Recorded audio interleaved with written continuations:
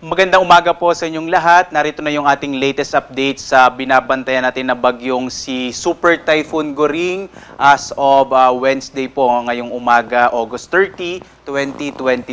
Sa ating latest satellite images, huli hong namataan ang Super Typhoon Goring na lalo pa nga hong lumakas. Nasa 195 kilometers per hour yung maximum sustained winds nito, malapit sa gitna at pagbugso na nasa 240 kilometers per hour. Malapit ito ngayon sa katubigan ho ng Sabtang sa lalawigan ho ng Batanes, dyan ho sa Sabtang Island. Munisipalidad din ho ito ng Sabtang. Kumikilos ito pa hilagang kanluran sa bilis naman na 20 kilometers per hour. Base ho sa ating pinakahuling datos, mukhang wala naman itong naging landfall. Gayon pa man, naging napakalakas pa rin ang bugso ng hangin na naging dala nito, partikular na sa Babuyan Islands at sa ilang bahagi ho or sa bahagi ho ng Batanes kung saan malapit ho yung tinatawag na eye wall o yung kung saan yung pinakamalakas na hangin na dala ng bagyo. Sa ngayon nga ho, kumikilos na ito pahilagang kanluran na magsisimula na pong lumayo sa bahagi ng Batanes at Babuyan Island. Samantala, minomonitor din natin si Severe Tropical Storm Haikui, panibagong bagyo na inaasahan natin papasok ng Philippine Air Responsibility ngayong araw. Magbibigay po tayo ng update niyan mamaya. Samantala, patuloy pa rin yung pag-iral ng southwest monsoon o yung tinatawag nating hanging habagat. Ito ngayon ho yung nagdadala ngayon ng mga pag-ulan, partikular na sa kanlurang bahagi ho ng Luzon at ng Kabisayaan. Kaya in general ho ngayong araw, malaking bahagi pa rin ng Luzon at Kabisayaan, lalo na yung kanlurang Visayas, ang makararanas ng maulap na kalangitan na may malaking tsansa ho ng mga pag-ulan.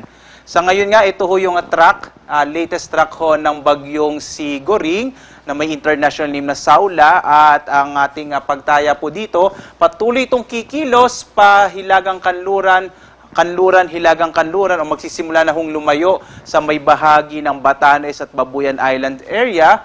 Ito po ay kumikilos ngayon sa may bahagi ng Luzon Strait.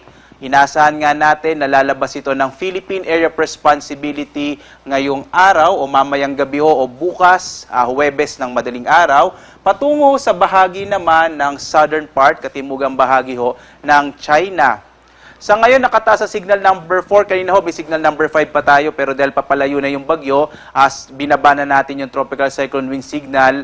Particular na, nandito sa signal number 4 sa southern portion ng Batanes, northern portion ng Babuyan Island, signal number 3 naman sa nalalabing bahagi ng Batanes, southwestern portion ng Babuyan Islands, habang signal number 2 sa nalalabing bahagi ng Babuyan Islands, hilagang bahagi ng mainland Cagayan at hilagang bahagi ng Ilocos Norte. Signal number 1 naman ho sa northern and eastern portion ng Isabela, nalalabing bahagi ng Ilocos Norte, nalalabing bahagi ng Cagayan, Apayao, northern portion ng Abra, northern portion ng Kalinga at extreme northern portion of Ilocos Sur. Inaasahan ho natin, halimbawa sa Abram, sa Isabela ho ay mababawasan na or mawawala na yung ating tropical cyclone wind signal habang papalayo ho itong bagyong si Goring. Papalayo na ho siya, so unti-unti na pong magsisibaba o mawawala na yung ating babala sa hangin. Samantala ho, pagdating sa ulan, inaasahan pa rin magiging maulan pa rin sa malaking bahagi ng northern Luzon, dito sa may extreme northern Luzon. Sakop po niyan yung Batanes, Ilocos Norte, Abra, Apayao, Kalinga, gayon din sa Cagayan, mainland Cagayan at Isabela. Asahan pa rin ng mga nabanggit ko na mga lalawigan na patuloy yung mga pag-ulan na mararanasan sa araw na ito dulot ng bagyong Goring. Samantala naman, dulot naman ng hanging habagat o southwest monsoon na pinaiigting ng bagyong Goring, inaasahan pa rin natin ang mga pag-ulan, partikular na sa northern part ng Palawan, sa Occidental Mindoro, gayon din ho sa Zambales, Bataan, Antique, Negros Occidental, Guimara, southern portion ng Palawan, kasama yung Cagayan, Silio. So asahan pa rin natin dito sa may bahagi ho ng western section ng Luzon at ng Visayas yung mga pag-ulan sa araw na ito. Gayon din ho bukas, araw ng Huwebes at hanggang Biyernes. Makikita ho natin sa ating mapa, ito po yung mapa ng rainfall map po, ay makikita natin malaking tsansa hanggang araw ng Biyernes, maulan pa rin ho, partikular na sa kanlurang bahagi ng Luzon, yung Zambales, Bataan, Occidental Mindoro area. Sa Kamaynilaan, makararanas din ho ng malaking tsansa ng mga pag-ulan simula ngayong araw hanggang Biyernes, dulot ho ng southwest monsoon at mga karating na lalawigan ng Rizal, Cavite at gayon din ho sa bahagi ng Batangas. Sa mga lugar ho kung saan inaasa natin na malalakas sa mga pag-ulan, patuloy po ito nagbababala sa mga biglaang pagguho ng lupa o landslide at mga biglaang pagbaha o flash flood. Iba yung pag-iingat ho, lalo na yung mga lugar kung saan ho matatagpuan na malaki yung tsansa ng mga panganib ho na dulot ng malalakas na ulan. Sa ngayon naman, nakataas pa rin ang gale warning natin sa malaking bahagi ho ng Luzon at Visayas. Yung mga baybayin ho ng Luzon at Visayas, delikado pa rin maglayag. Yung mga maliit na sasakyang pandagat at maliliit na mga bangka, posible pa rin ho ang pagkansela ng mga biyahe ho ng mga ilang sasakyang pandagat. Dulot nga nitong ating gale warning sapagkat magiging napakaalo ng karagatan. Samantala, posible pa rin ho ngayong araw hanggang Biyernes ang mga pagbugso ng hangin sa malaking bahagi ho ng Luzon. Gayon din ho sa may bahagi ng Western Visayas. Dulot ho ng pinagsamang epekto ng bagyong Goring at pagpapalakas ito sa hanging habagat. Samantala, balikan ho natin yung ating binabantayan na isa pang bagyong papasok ng Philippine Air Responsibility, ang bagyong si may international name na Haikui. Nasa labas pa ito ng PAR, mahigit 1,560 kilometers east ng extreme northern Luzon. Taglay niya yung hangin na sa 110 kilometers per hour.